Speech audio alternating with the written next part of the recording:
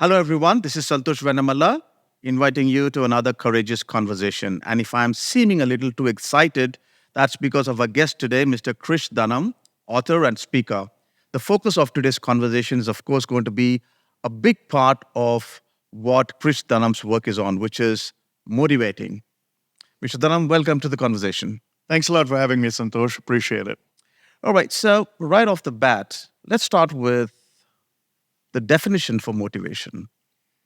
Well, there are many definitions for motivation, but the one that I have used over the 30 years I've been in it is simply using the word motivation, breaking it up. Motivation is nothing more than a motive for action. Whose motive is it? If it is self motivation, that's motivation. It means we're doing good so that we want to do good. But it's a motive for action, as simple as that. Yeah, I would agree. I mean, that's pretty much what the book says. Also, if you look up, or maybe the laptop nowadays, if you want to look up the meaning of it. So it's my reason for doing something, and like you were saying, it could come from outside, an extrinsic reason, or intrinsic because of something that I want. And nowadays, we live in a world where I think the reasons that are extrinsic are much bigger than what drives me from within. Uh, how would one face the challenge when I'm constantly driven to do something because of what others think or because what I want to do when it comes to peer pressure? That's actually a very good catch because when we began, the terminology was very different. The peer pressure still existed when we started all those years ago going down this path, but the principle still remains the same. If you believe what people say is good about you, then you have to react when people say bad things about you. That's what causes peer pressure. Self motivation has created in me a desire for excellence. So I use the word pride, which is a harmful word if used erroneously, but a helpful word if used healthy. So for me, pride is an acrostic. Personal recognition instills in me a desire for excellence, which means I wake up every day with the desire to motivate myself to outperform not everybody else, but outperform my own inadequacies from yesterday. If I can get away the fear of yesterday's failure, tomorrow's headlines will be brighter. So, my biggest desire for motivation in what I teach is self motivation, competing with yourself, not with the world. Sounds easy. I mean, at least you make it sound easy. But here's an example that I keep using sometimes. Motivation is like me coming out of an action movie, right? For the next 15, 20 minutes, half an hour, I'm going to be Rambo, Bruce Lee, whatever. But if I really want to be that, it's going to take me some 5, 10 years of working in discipline. So now there's a huge clash that we have between motivation and discipline. I could be motivated for half an hour, half a day, but eventually, if I'm not persistent, if I'm not resilient against whatever comes across, my motivation is going to die. So, how do we move from motivation to discipline and keep it going? Well, that's the age old question and correctly analyzed in terms of the limitation of self motivation because something happens along the way if discipline is not a backbone where it'll die off. But let me give you an analogy. Motivation is like bathing. If you do it on a regular basis, you'll smell better and live longer, bathing and eating. But if you don't motivate yourself every day, the demotivation will kill you. So the discipline is every morning put into your mind that which is good, clean, pure, powerful, and positive. Psychologists, an arena you probably specialize more than I do, have said that the first input every morning is more powerful than the next five. And that makes the difference. If the first input in your mind every morning is positive, then you will overcome the negativity of society that begins to weigh you down. Now, discipline, which is the key factor, the second word you mentioned, I use a definition given by a lady by the name of Sybil Stanton, who wrote a book called The 25-Hour Woman. In that, she said, discipline is not on your back, needling you with imperatives, which is a negative. It is at your side, encouraging you with incentives, which is a positive. So I like that. Discipline is actually a positive, but we have been sold upon it as in something that we have to do that's a sacrifice. I said if you change it to discipline as an investment, it becomes much easier. Right. One of your books was on goals. Yep. I failed to recollect the title, but I know you speak a lot on goals as well.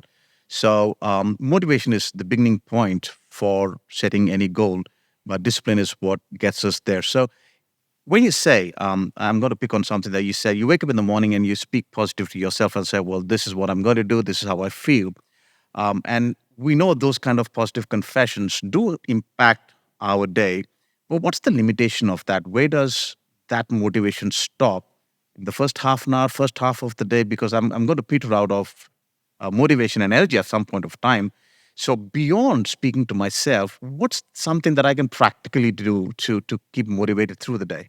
Well, let's answer the first question, which was at some point it dies down because you're going to be confronted by the traffic jams of life. To this, the word you used earlier is what I picked up on. Motivation gets you going, but habit gets you there. You make motivation a habit, you'll get there quicker and have more fun. So it's a self discipline that comes into it. Now, addressing the second part of the question is how do you keep it going? One of the things that I try and do is I don't try to win because I know this. Positive thinking will not do anything, but it will do everything better than negative thinking will. Right. So the only thing I try to do is at least break even when the barrage of the world is hitting me. So every day, if I come suited up to fight, saying I've desired, I've planned, I've prepared, now I can legitimately expect. I may not win the race, but I definitely will not lose it. I may at least get to go home break even.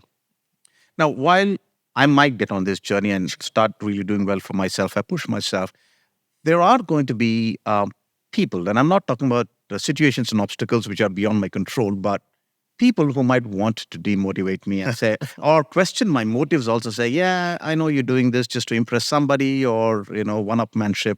Uh, what's some of the things that we can do to make sure that we are prepared with some responses for this because we know it's going to come. Yeah. The minute you start doing better, people are going to show up and say something. Yeah, it's the old crab clawing world because people don't want you to succeed not because they are angry or they're afraid that your success and your desire to excel will leave them alone and miserable, and that's why they hold you back. Now, I have a deflection mechanism, which is I don't believe that I'm the most positive person in the world, but I'm pretty sure that my down days are better than most people's up days because I put a lot of input.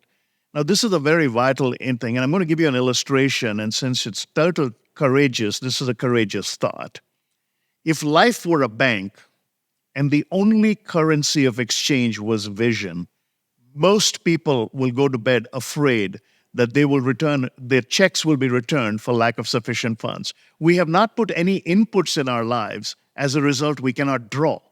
We can't go to the bank and say, give me money, I'm hopeful, but I never deposited anything. Same thing with life. Unless you consistently deposit positive thoughts over a period of time and make that a discipline, there will come a time when your bank balance is so big on positivity that other people's negativity is fleeting. It can never weigh you down, but it takes time. And to this, my mentor, Mr. Ziglar, always said most people aim low and hit, they play the short game. I'm going to teach you to play the long game. I'm going to allow you to aim high and miss, but you'll hit a lot of other things you never thought you would hit along the way. Right. Yeah, because we never know what or who is going to hit us. We're going to switch gears a little bit. Sure. When it comes to my Christian faith, um, what should I look for as motivators for me coming out of the word, coming out of my relationship with my creator? Yeah, and we share the same belief. So my faith has not allowed me to be motivated, but the thing that has allowed me to make my faith a motivator is the very simple trifecta of life. We are created to be a tridimensional being. We're mental in the ability to think, we're physical in the ability to act, and we're spiritual in the ability to feel. Most people get frustrated and debilitated because they participate in a two-dimensional way with just the mental and the physical. Faith is a tridimensional aspect of mine. So, because I'm tridimensionally created to have a faith and have that sustaining faith in someone who made me, it does two things for me. A, it activates the feeling component that I'm not alone. And even when I'm alone, I'm not lonely. And the second thing it activates is I've been made in his image and given his mind. And it's not a theological statement because it comes from the Bible. It's a practical statement because when I look at the world of 8.25 billion people, I suddenly notice there's only one like me, which means in created order, he made only one of me. Technically, in his eyes, I've already won. Right. There's one point which has been coming up the past decade or more, I no no. Um, there have been accusations that most Christian speakers, pastors, are bordering more on motivational speech than putting faith into action. So, where's the balance? Where do we stop? Yeah, without pointing out to the names, I live in the West, and so many of these people have made a lot of money writing their books about motivation and having good lives and all of that. But when they are asked the question, the eternal question, they hem and they haw because they're afraid of the negative backlash. And therein, I say, lies the difference. As a believer, if I'm asked the question, why are you successful? I said, because I know through my faith that God doesn't make any junk. And the reason I know this is, for me, failure has always been an event, and I've failed at many things, but it has never been a person. He loves me too much. I can fail at something, I cannot fail as someone. When I make that statement, it does not come across as a theological statement, nor does it come across as some kind of a societal edict. It comes across with that balance that I truly trust my Maker, that who is going to give me the high is going to catch me in the valley of the low. And when I create that balance, I'm able to overcome. But the West, there are a lot of people in the name it and claim it world that are actually doing a great disservice because humanity is hurting. Right now, we've got the greatest amount of depression in the world, the greatest amount of relationships that are sacrificing. And at one time, these people were all in love and they were all motivated. What happened? Life happened. And so my mentor always said this: life is never easy, life is tough. But if you're tough on yourself, life becomes easier on you. And the only way you can be tough on yourself is realize that you can fail at something, you cannot fail as someone. Yes. In my practice, I've seen a slow but steady increase over these years, and especially post COVID, of people struggling with anxiety and depression. And it's difficult to keep them motivated to get back on their feet and start doing something. So, if I'm looking at my faith, uh, are there one or two things that I can open the Bible, I can talk to God and say, this is what is going to motivate me for the next month, year and a half, or just the rest of my life?